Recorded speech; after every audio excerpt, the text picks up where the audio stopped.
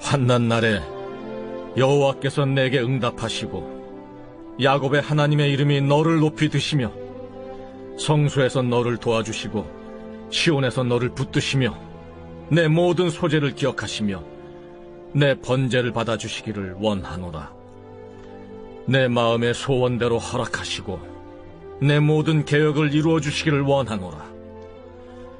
우리가 너의 승리로 말미암아 계가를 부르며 우리 하나님의 이름으로 우리의 깃발을 세우리니 여호와께서 내 모든 기도를 이루어주시기를 원하노라. 여호와께서 자기에게 기름 부음 받은 자를 구원하시는 줄 이제 내가 아노니 그의 오른손에 구원하는 힘으로 그의 거룩한 하늘에서 그에게 응답하시리로다. 어떤 사람은 병거, 어떤 사람은 말을 의지하나 우리는 여호와 우리 하나님의 이름을 자랑하리로다. 그들은 비틀거리며 엎드러지고 우리는 일어나 바로 서도다. 여호와여, 왕을 구원하소서. 우리가 부를 때 우리에게 응답하소서. 성경에 기록된 이스라엘의 전쟁사를 보면 특징이 하나 있는데요.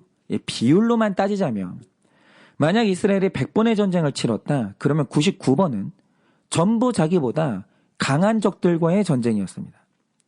그런데 그 전쟁 중에서 이스라엘보다 약한 상대는 딱 한 번 있었는데 그게 바로 아이성의 전투였어요. 여기서 이 아이성의 의미는 나중에 이야기하도록 하고요. 그런데 이 전쟁의 패턴이 너무 이상하지 않으세요? 하나님이 이스라엘을 전쟁으로 이끌어 가시는데 언제나 그들 앞에 나보다 크고 강한 적들을 끌고 오시는 거예요. 그들을 만나게 하시는 거죠. 반대로 이스라엘에게는 그들을 능가하는 전투력이나 대규모의 군대를 허락을 안 하시는 거예요. 그래서 이제 이 역사를 보면 이스라엘은 군사적으로 늘 약자였습니다. 하나님이 그 약자의 자리에 머물러 있게 하시는 거예요. 여러분 생각해 보세요. 이스라엘 최초의 전쟁이라고 하면 출애굽 당시 애굽과 이스라엘의 싸움인데 여러분 이 싸움에 승산이라는 게 있습니까? 이 싸움에서 이스라엘이 승리할 확률은 정확히 0%예요. 확률이 없습니다. 당시 히브리 노예들은 전쟁을 해본 적도 없고 무기도 없는 노예물이었는데 반대로 애굽은 핵무기에 비견되는 기마대와 병고로 무장하고 있었거든요. 만약 이 전쟁하잖아요. 일방적인 학살이 일어나는 거예요. 절대 못 이깁니다. 그러니 어떻게 이스라엘이 애굽의 군대와 싸워서 이길 수 있겠어요? 그래서 원칙적으로 하면 애굽과 이스라엘은 잘 지내야 되는 거예요. 그런데 어느 날 하나님께서 이 애굽을 이스라엘의 적으로 끌고 오시는 거예요. 여러분 이렇게 하나님은 연약한 이스라엘 앞에 언제나 압도적인 적을 세우시는 겁니다. 그리고 이스라엘이 드디어 가나안 땅에 입성하던 날 그들 앞에는 여리고성이 버티고 있었는데 10명의 정찰병이 여리고 군대를 보고했던 진술이 뭐였습니까? 그들을 보니까 그들에 비해 우리는 메뚜기만 하다는 거예요. 그런데 여러분 이게 단순히 자존감이 낮아서 했던 말이 아니에요. 당시 기록을 보면 여리고에는 안악자손이라고 거인족이 살았는데 지금도 그렇지만 전통적으로 유대인들은 평균 신장이 정말 작아요. 그래서 복음서를 보면 예수님이 하셨던 말씀이 뭐냐면 너희가 걱정을 한다고 키를 한 자라도 더 자라게 할 수 있느냐 이 말씀을 하셨어요. 그런데 이 말씀을 하신 배경이 뭐냐면 그 땅을 점령했던 로마 군대는 키가 컸거든요. 근데 유대인들은 키가 작은 거예요. 그러니까 날마다 열등감에 시달리고 눌렸던 거예요. 여러분 이렇게 유대인들은 키가 작아요. 그러니까 그들이 거인족을 보고 했던 이 덩치의 차이는 착각이 아니고요. 객관적인 보고가 맞아요. 그런데 이스라엘은 전쟁을 할 때마다 늘 자신보다 큰 세력과의 전쟁을 했고 이길 가능성이 없는 전쟁터로 힘들게 나아갔던 거예요. 그래서 1절이 말하는 것처럼 이스라엘의 전쟁은 늘 축제가 아니라 환란이었습니다. 근심이었어요. 그런데 생각해 보세요. 이게 우연이 아니거든요. 왜 하나님은 이스라엘을 늘 불리한 싸움터로 몰고 가시는 걸까? 왜 그렇게 강한 적들만 끌고 오시는 걸까? 그것은 이 전쟁이라는 특별한 상황을 통해서 하나님이 의도하신 양육의 의도가 있었던 거예요. 그러면 이스라엘이 늘 겪어왔던 이 불리한 전쟁의 의도는 무엇인가? 그걸 여리고 전투를 보면 알 수 있는데요. 이 12정탐꾼의 보고가 있던 날 12명이 봤던 광경은 똑같았습니다. 성벽은 너무나 튼튼했고 그 안에 있는 인간들은 나보다 월등히 큰 거인들이었어요. 그런데 똑같은 상황을 보고도 제시하는 비전이 10명과 2명이 딱 나뉩니다. 여기서 10명의 예상이 뭐였습니까? 저들과 전쟁했다가 우리가 다 죽는다는 거예요. 이제 우리가 광야까지 나와서 죽게 생겼다고 통곡을 했습니다. 그런데 이 중에 2명인 여호수아와 갈렙의 비전이 뭐였습니까? 그들은 우리의 밥이고 우리가 저 성을 능히 정복할 수 있다는 거예요. 그러면 이렇게 비전이 달라진 이유가 뭐였습니까? 10명의 정탐꾼의 눈에는 그들보다 작은 내가 보였어요. 이건 객관적인 눈이 맞죠? 그러니 당연히 나를 보면 전망이 어두워지죠. 그런데 2명의 눈엔 작은 나는 안 보이고 여리고보다 크신 하나님이 보인 거예요. 즉 이 2명은 우리 편에 계시는 하나님을 봤기 때문에 승리할 수 있다고 확신을 했던 거예요. 여러분 바로 이게 하나님이 의도하시는 불리한 전쟁의 목적이에요. 여러분 불리한 전쟁의 의도는 하나님과 이스라엘 백성이 더욱 밀착하기 위한 필수 과정인 겁니다. 왜 그런가? 여러분 저도 어릴 때 이런 일을 겪었는데요. 제가 초등학교 2학년 때 5학년짜리 형이 저를 괴롭힌 적이 있었어요. 압도적으로 컸고 강했습니다. 그런데 사람이 나보다 큰 적을 만나면 둘 중에 하나를 하게 됩니다. 하나는 그 사람보다 작은 나를 보면서 그 적 앞에서 굴복하면 되는 거예요. 그런데 또 하나가 뭐냐? 그 사람보다 더 큰 우리 엄마를 보면 되는 거예요. 그래서 우리 엄마 손을 잡고 나타나면 이기는 겁니다. 이렇게 큰 적 앞에서는요, 둘 중 하나의 선택이 있는 거예요. 숙이든지, 나보다 큰 존재에게 가서 도움을 청하든지, 둘 중에 하나 하면 돼요. 그런데 여기서 하나님의 의도가 뭐냐? 큰 적이 나타났으니 굴복하지 말고 내 손 잡으라는 거예요. 나를 찾으라는 거죠.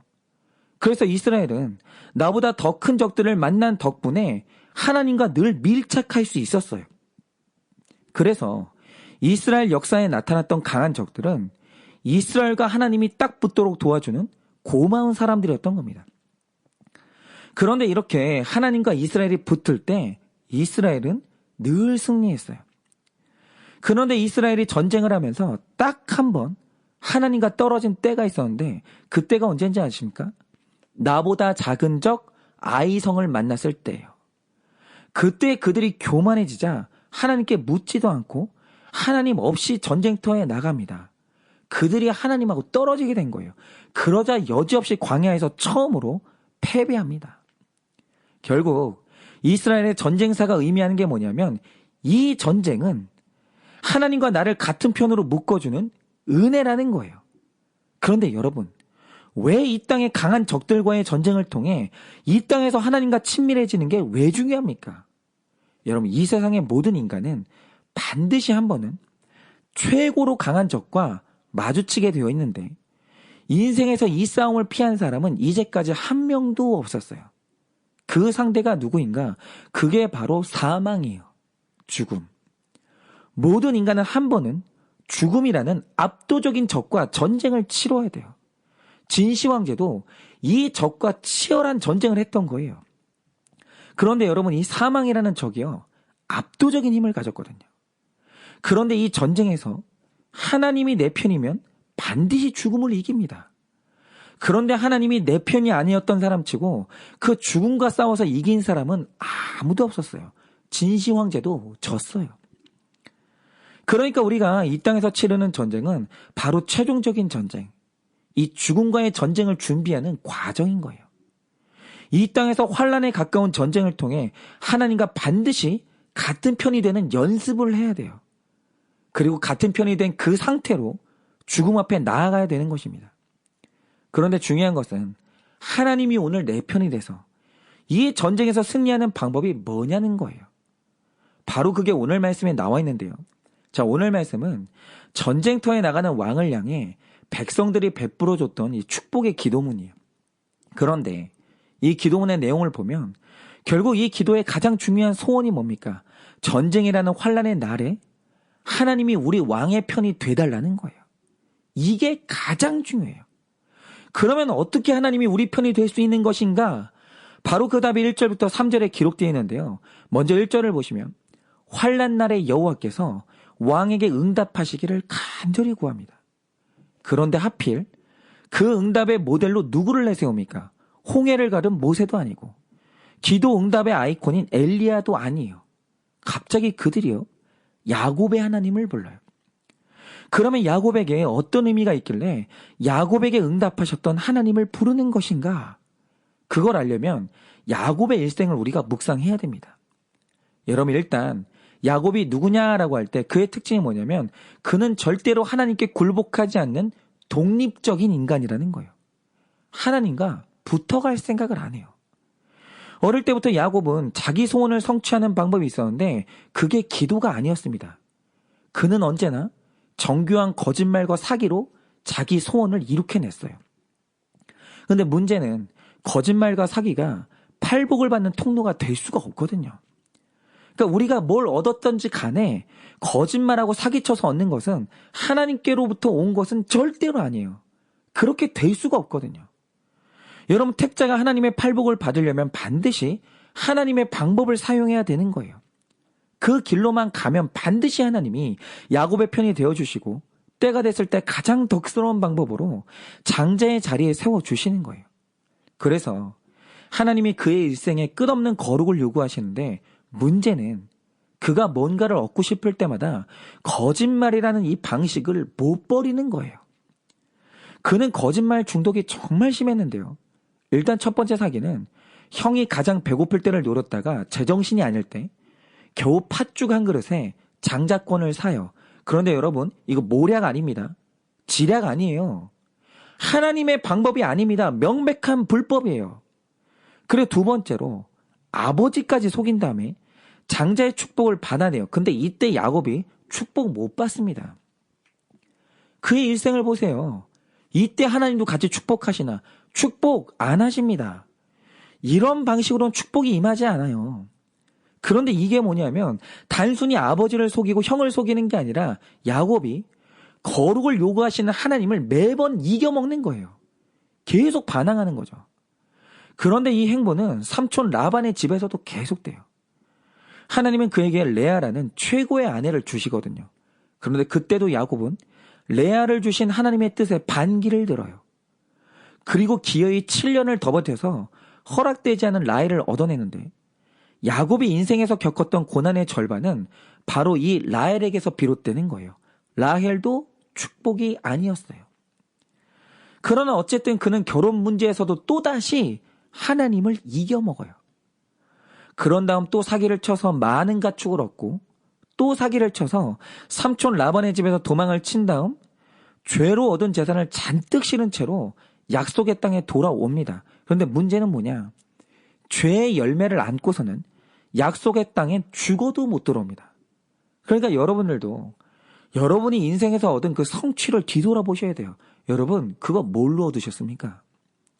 만약에 여러분의 성취가 불법적으로 얻은 것이라면 여러분, 그 열매를 가지고는 약속의 땅 절대로 못 들어갑니다. 그거 해결하셔야 돼요. 그런데 야곱이 이 지엄한 법칙에 도전하면서 죄의 열매를 가득 끌어안은 채로 약속의 땅에 진입하려고 시도해요. 그러자 그는 약속의 땅을 눈앞에 두고 하나님과의 마지막 전쟁에서 인생 최대의 고비를 맞이합니다. 그게 뭐죠? 한창 가나안으로 기분 좋게 진입하고 있는데 종 중에 한 명이 생각지도 못한 절망스러운 보고를 합니다. 그게 뭐죠? 형 에서가 장정 400명을 이끌고 야곱에게 오고 있는 거예요. 그런데 이 400명의 의미는 해석의 여지가 없어요. 지금 에서가 동생 죽일 결심을 하고 400명을 끌어 모은 거예요. 그런데 이때 야곱으로서는 이 전쟁에서 이길 가능성이 전혀 없었습니다. 형이 압도적으로 강했어요. 그런데 이 압도적인 위기에서도 야곱이 기도를 안 해요. 야곱이 끝까지 하나님을 이겨먹으려고 하는 거예요. 먼저 그는 전쟁의 소식을 듣고 소떼와 양떼를 나누기 시작합니다. 그리고 차례대로 에서에게 보내는데 여러분, 이 야곱의 행동이 이 소름 끼치게 영악한데요. 여러분, 왜 동물의 떼를 나눠서 보냈겠습니까? 한 번에 보내면 감동이 한 번이잖아요. 그러니까 여러 때를 나눠서 여러 번의 감동을 주고 형의 감정을 풀어보려고 한 거예요. 또 조정하려고 한 거죠. 그러니까 한 번 형을 이겨본 적이 있으니까 또 이길 수 있다고 생각을 한 거예요. 그런데 가축대를 보내면서 아무리 기다려도 형이 감동을 했다거나 화해를 청한다는 소식이 안 오는 거예요. 그러자 이제 마지막으로 그가 엽기적인 행동을 하는데 결국 라헬과 레아, 자기 아내를 둘로 나눈 다음에 자기보다 그들을 앞서 보냅니다. 여러분, 근데 이게 뭘 의미하겠습니까? 형의 감정을 풀고 내가 살기 위해서 자기 아내들까지 조공으로 바친 거예요. 이게 완전히 자기 할아버지 아브라함과 똑같은 짓을 하는 거예요. 내가 살겠다고 아내를 팔아버리는 거죠. 둘 중에 마음에 드는 여자가 있으면 형이 가지라는 거예요. 굉장히 사악하죠. 여러분, 이게 바로 하나님을 이겨보겠다는 몸부림인 거예요. 그 죄가 죽지 않고 몸부림을 치는 겁니다. 그런데 이 마지막 카드가 안 통해요. 형의 마음이 풀렸다는 소식이 끝내 오지 않습니다. 그래서 야곱이 완전히 절망에 사로잡혀서 깊은 밤 야복강가에 앉아있는데 바로 그때 하나님이 그를 덮치십니다. 그래서 성경의 원어적인 표현을 보면 하나님과 야곱이 격렬한 레슬링을 시작하는데 많은 사람들이 이것을 기도로 해석하거든요. 근데 그게 아니에요. 이것은 말 그대로 야곱의 악한 본성이 하나님 앞에서 최후의 발악을 하는 거예요. 죽기 싫다는 거죠. 지지 않겠다라는 거예요. 그런데 이때 하나님께서 야곱의 환도뼈, 즉 인간의 몸에서 가장 단단하기에 절대로 부러질 수 없는 허벅지의 뼈를 부러뜨려 버려요. 그리고 하나님과의 전쟁에서 야곱은 마침내 패배하고 맙니다. 그의 일생을 붙들고 살았던 이 거짓말 중독이 패배를 하고 말아요. 그런데 여기가 중요합니다. 야곱이 생애 처음으로 하나님께 패배를 인정하는데 이때 나이가 몇 살인지 아십니까? 90살이에요. 거짓말의 사람 야곱이 평생을 사기치면서 하나님을 이겨먹고 버티다가 무려 90년 만에 패배합니다. 그러니까 여러분, 사람이 악한 습관이 하나 바뀌는데 90년 걸리니까 대부분의 사람들은 사람 변화시키는 거 포기하는 거예요. 그런데 하나님은 포기 안 합니다. 그런데 하나님께 패배했던 그날, 죄인 야곱이 죽었던 그날, 야곱이 처음으로 하나님 앞에 축복 기도를 받아요. 그날 처음으로 야곱이 축복받는 거예요. 그리고 죄인 야곱이 패배하니까 비로소 하나님이 그의 편이 되어주시는데 거짓말처럼 형 에서가 그를 용서합니다. 그런데 신기한 건요. 사기꾼 야곱이 하나님께 패배한 이후로 성경의 기록을 보면 그가 다시 거짓말을 했다는 기록이 없어요. 거짓말이 뚝 끊어집니다. 그리고 그간 거짓말의 대가로 얻은 소떼와 양떼를 전부 자기 죄의 값으로 형에게 주고 자신은 처음부터 다시 시작하는 거예요. 여러분, 바로 이거죠. 오늘 이스라엘 백성은 하나님이 우리 편이 되어주셔서 이 전쟁에서 이기기를 바랬어요. 그런데 이 전쟁 앞에서 그들이 기억했던 사람이 누구냐? 바로 그게 야곱이에요. 그러면 이 말 뜻이 뭐겠습니까? 왕이 하나님과의 전쟁에서 패배하시라는 거예요. 왕 속에 악한 죄가 있으면 하나님 앞에서 그 죄악된 그 죄성이 패배하시라는 거예요. 그러면 인간과의 전쟁에서 이길 수 있다라는 거죠. 즉 내 죄가 하나님 앞에서 소멸되고 패배해야 하나님이 우리 편이 되어 주시는 거예요. 여러분, 오늘 말씀을 보면 성소가 나오고 소제와 번제가 나오는데 이게 뭘 의미합니까? 성소는 회개의 장소이고 우리 죄가 패배하는 장소예요. 여러분, 소제와 번제는 내 죄가 죽는 걸 상징합니다. 그런데 야곱의 인생에서 자기 죄가 패배했던 성소가 어디였습니까? 바로 그게 야복강가였어요. 뭐죠? 여러분, 우리 인생에서도 내 죄가 패배하는 야복강가가 있어야 거기에서 하나님이 우리 편이 되어주시고 나를 죽이는 에서의 분노가 해결되는 승리가 오는 거예요. 그래서 제가 띵크를 해봤는데요. 야곱이 사기꾼이라면 저는 야망의 사람이에요. 그래서 제가 제 진로를 결정하고 사역지를 결정할 때마다 저는 하나님하고 함께 간 적이 한 번도 없었습니다. 하나님이 저를 이긴 적이 없어요. 저는 늘 내가 내 맘대로 결정하면서 내 야망이 하나님을 이겨먹었어요. 그러자 어떤 일이 생겼는지 아십니까? 어느 날 야곱처럼 내 야망을 따라갔던 강남의 교회에서 성난 에서처럼 제 멱살을 잡는 성도님을 만나 고난을 당하고 수치를 당했어요. 그러자 하나님께서 저를 이기기 위해서 저를 야뽕강가로 끌고 오셨는데 저의 야뽕강가는 어디냐? 그게 바로 제가 날마다 하는 큐티의 자리예요. 제가 지금 이 날마다 큐티를 하고 있는데 여러분 재밌는 게 뭔지 아세요? 이 날마다 하는 큐티가요. 야망만 있어도 1년은 할 수 있어요. 뭐 1년 정도는 버틸 수 있겠더라고요. 그런데 1년이 넘어가니까 야망으로 못 이기겠더라고요. 더 이상 큐티를 못 하겠는 거예요. 그러다가 제가 큐티를 하다가 하나님이 제 환도뼈를 치신 거예요. 제가요 꺾였습니다. 그 제가 1년째 되던 날 너무 괴로워가지고 하나님께 기도했고 하나님께 은혜를 구했어요. 하나님, 저는 제 야망으로 목회 못하겠습니다. 하나님, 포기합니다. 내려놓습니다. 도와주십시오. 하나님, 제 머리 위에 손을 얹고 축복해 주십시오. 하나님께 그때서야 무릎 꿇고 하나님께 구한 거예요. 그래서 제가 지금은 하나님의 은혜로 사는 인생을 살고 있는 겁니다. 여러분은 어떠십니까? 앞으로 우리가 인생의 수많은 전쟁을 해야 되고 결국 죽음이라는 절대적인 존재와 전쟁을 눈앞에 두고 있는데 여러분은 하나님과 같은 편이 되셨습니까? 아니면 여전히 내 본성을 버리지 못해서 하나님을 이겨먹고 있지는 않습니까? 바라기는 오늘 이 큐티의 자리가 여러분의 죄가 패배하는 야복강가가 되기를 바랍니다. 여기서 하나님이 여러분의 그 고집센 환도뼈를 치시고 여러분에게 패배를 이끌어내셔야 되는 거예요. 여러분 입에서 하나님 없이는 살 수 없다는 고백이 나와야 되는 거예요.